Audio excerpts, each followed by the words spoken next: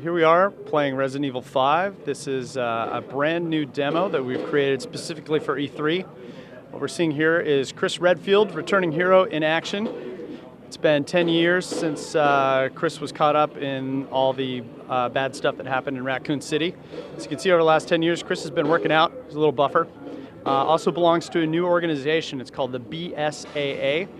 And Chris has left stars behind and is working on a more global perspective. Chris has come to this town in Africa called Kijuju, and he's tracing the source of the virus back to its roots. And he's come to this small town and discovered that the population is being forcibly infected against their will by some mysterious organization.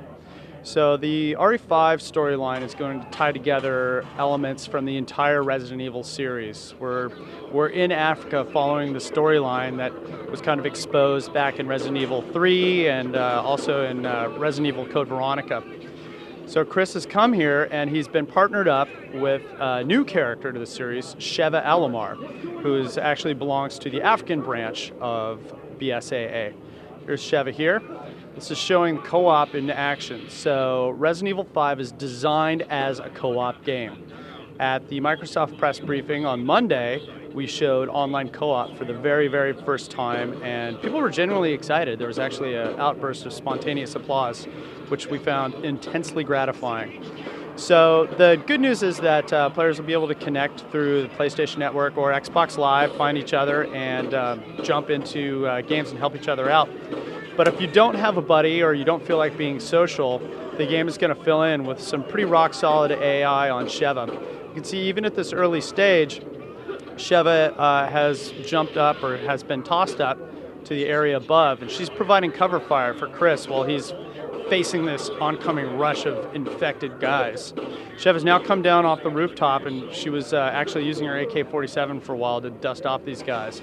But her AI is actually really smart in this non-connected co-op version. She'll be doing things like giving you ammo as she picks it up, healing you if you get into tight spots, providing cover for you, all sorts of really smart things. It'll be good for people when they're playing alone or together. This is something really exciting. We're seeing some of the destructible environments in Resident Evil 5. You no longer have to open a door and hope to God that there's not something on the other side that wants to suck your brains out through your ears. You can actually now put a few rounds through a door and see what's happening on the other side before you risk life and limb. The destructible environments, range from the very small things like boxes or piles of fruit that you can shoot at and amusingly watch roll around the environment, to larger things such as entire walls on buildings. We see on one of the other levels here when one of the bigger bad guys in the other level actually has this ginormous axe/hammer, and he can actually smash it through the walls and knock you down if you're on the other side unsuspecting. So here we're about to see another action point. Here is co-op happening. So Chris is called Sheva, and what he's going to do is he's going to toss her over to the other side. Sheva now has to work her way down the building across the street, because this building Chris and Sheva are in, the door is locked at the bottom.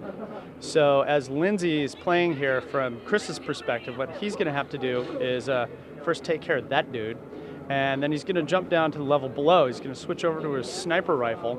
He's actually going to provide cover fire for Sheva on the other side. That's a satisfying explosion. Now Sheva she's a very good shot. She's a tough cookie on her own, but she can be quickly overwhelmed by the hordes of infected that are pouring up through the stairway. So if Lindsay could actually get a headshot, clearly we need to play some more, he could be taking these guys down. So you can see he's a major assist to Sheva here, and you can see how this is going to work out in co-op. So now that Sheva's kind of cleared out the room a little bit with Lindsay's assistance, she's actually going to run downstairs because she needs to come help Chris get the door open on the other side. So Lindsay's now going to run Chris Redfield downstairs, and he'll be able to provide cover fire for Sheva from the bottom floor. You'll see he'll actually be able to stick his gun out through the vents here and help pick off any bad guys who come along while Sheva's working her magic. There's some more destructible stuff, and Lindsay's lining up on that barrel. You gotta love those explosions. Sheva's going to be running down momentarily, and she's going to be helping Lindsay here by actually shooting the lock off that door. That door is, you can't get through on this side because it's locked on the outside right there. And Sheva is going to wander down, and oh, that's not good. Lindsay's going up for a little up-close knifing action. Yes, bullets always work better. Here she comes. Shoot it, baby. There she goes. There she goes. She's actually tough enough to kick a lock off a door. That's not something you usually see. So Lindsay's now going to head right up these stairs and make his way to freedom.